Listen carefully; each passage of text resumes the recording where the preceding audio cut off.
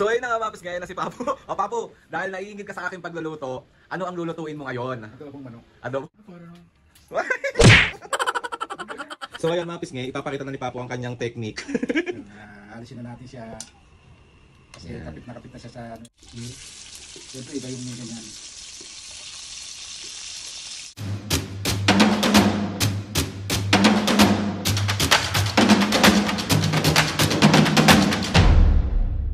What's up mga kapisngen, for today's video, another vlog na naman yung gagawin. Itong vlog na to mga kapisngen, bali magluluto serye na naman tayo. Kasi si Papo nainggit, kasi ako naman daw kasi lagi yung nagluluto ngayon.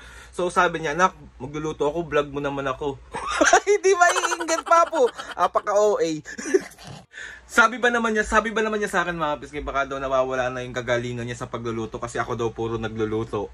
Apaka-OA ng Papo na to. Mga kapisngen, so samahan nyo kami kasi pagluluto kami ni Papo ngayon ng adobo. Medyo matagal-tagal na rin kaming hindi nakakapag-adobo kasi syempre hindi masyadong pwede ang adobo kasi matoyo. Pero ngayon lang naman, so samahan nyo kami, samahan nyo si Papo. Mga kapisngen, sa totoo lang, tawag ito, kapag may mga bisita kami, tapos ito yung mga friends ko, pag nagluluto si Papo lagi ng adobo. So, sa mga lahat na nakatikim dyan ng adobo ni Papo, comment down lang kung masarap ba talaga ang luto ni Papo ng adobo. Kasi para sa akin mga kapisngi, super sarap niyang mag-adobo. Hindi ko makuha kung paano siya mag-adobo, pero inaaral ko, pero hindi ko talaga alam kung ganun kalalabasan. Pero may kakaiba kasi siyang ginagawa.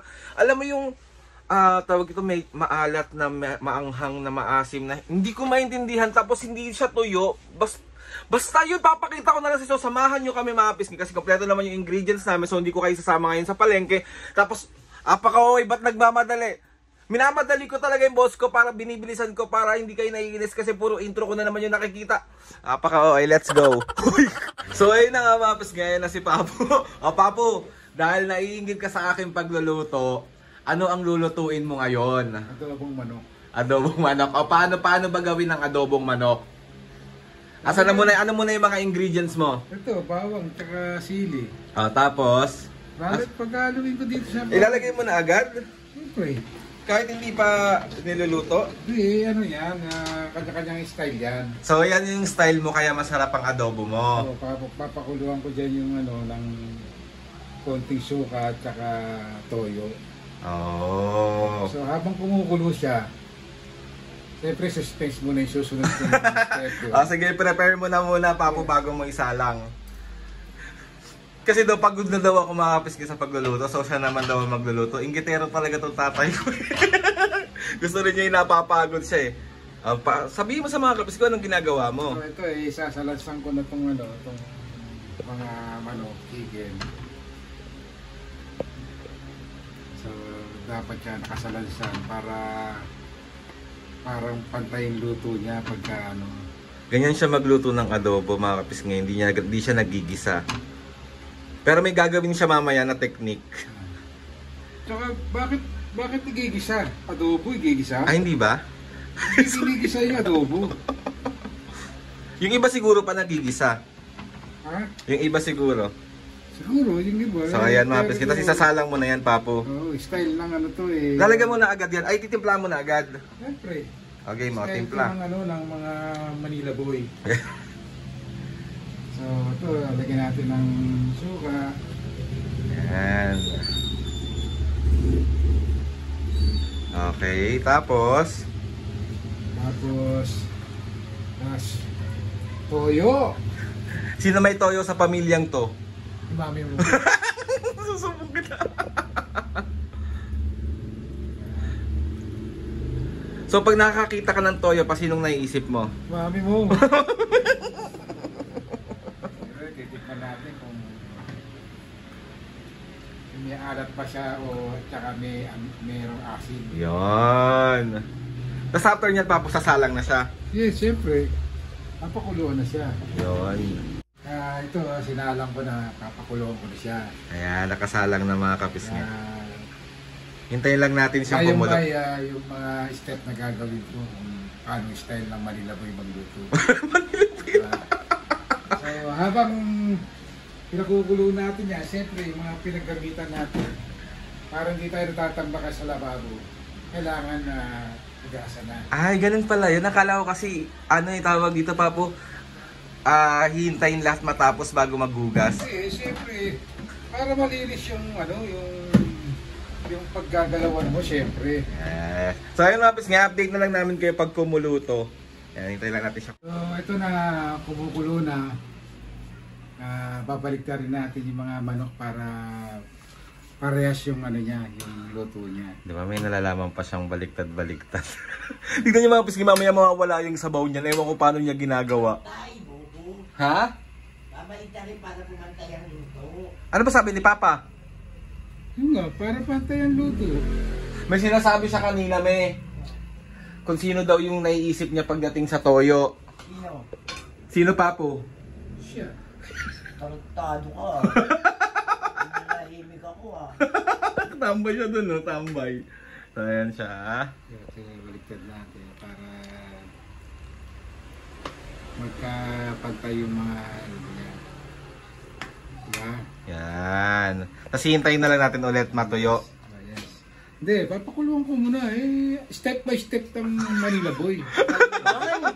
Ano ba? Tagal naman nagugutom na ako Ito na naman ang ating Disney princess, oh. So, tingnan niyo. May kiss mo lang pampagana, Kiss mo lang pampagana. Para Hindi yung maluto pa ako. Ano yung Papo? May sasabihin ka pa ba?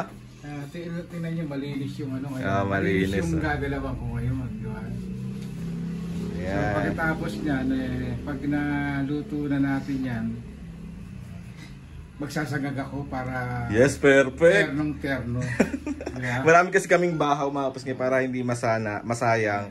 So isasangag ni Papo yan. Inaano namin yun at tinatabi namin yun para pagka yung ulam na kailangan ng ternong sinangag. Kunyari sa breakfast, siyempre mas masarap yung itlog, hotdog na mayroong Sangag. sangag. Yun. So mga pisngi, update na lang namin kayo mamaya ulit.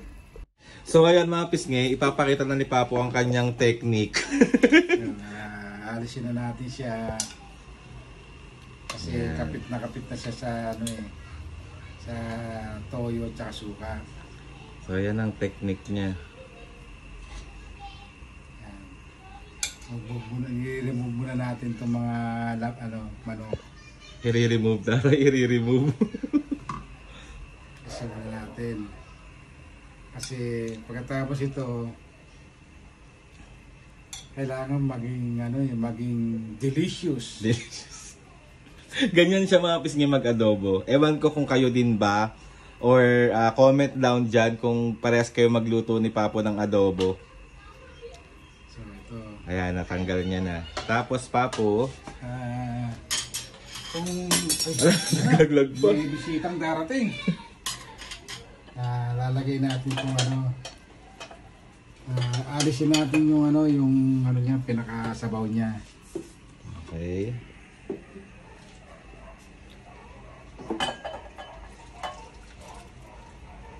Ayan. Mag-ano tayo ngayon? Kailangan i-fried natin ng half cook tong manok. Yun, ganun siya magluto. Ipa-fried yung manok.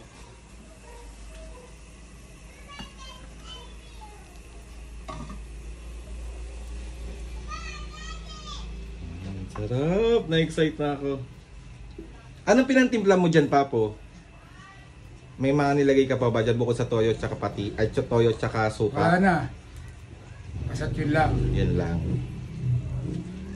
Sinasanay ko yung natin, yung mga panlasa natin sa walang Wala masyadong mga pampalasa. walang Ajinomoto, walang lemon, magic sarap. wala. Ayan, nag-start na siya. Piprito niya lahat yan mga kapisngi. Kaysa natin itong piprito, ipa-fried. Hindi naman fried na yung lang. Half cook. Half cook na yan eh. Siyempre, iba yung may ganyan.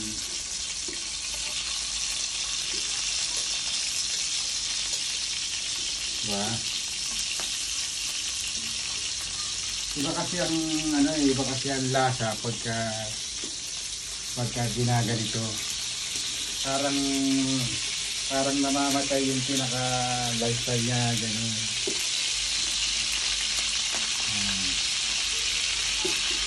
Ano lang to, mga kapisngi, sa pagluluto kasi kailangan may taga.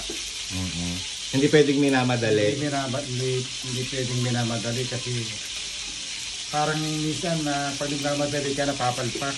Oo. Pero ito Dapat with love. Ayun. So tapos wait lang natin siyang maprito ng onte tapos babalikan namin kayo. So ito na-fried na natin ng half cook. Yan, na-fried na ni So Papa. ilalagay na natin yung pinaka-natira niyang sabaw. Yan. Kasi yun yung mga half-fried niya. Diyan natin ngayon na patutuyuin yung sabaw niya. Ang bango! Grabe. Kailangan nakasalansan. Bakit naubaran yan po? Siyempre, didikit Didikit yung balat Yan. Tapatuloy niya lang ng very light yan tapos ano. Nakapagsaing na rin si Papu. Kompleto na yan.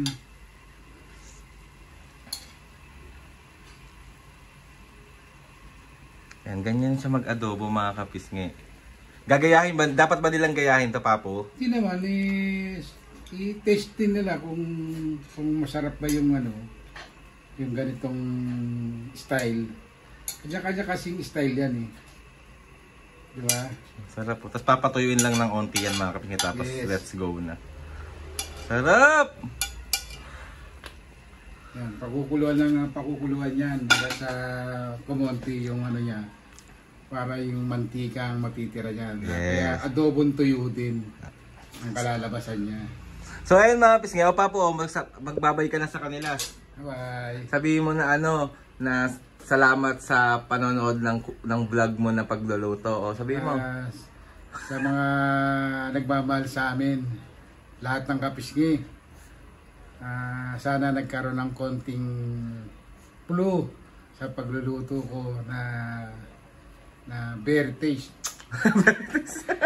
Sana makapulot kayo ng konting style sa akin.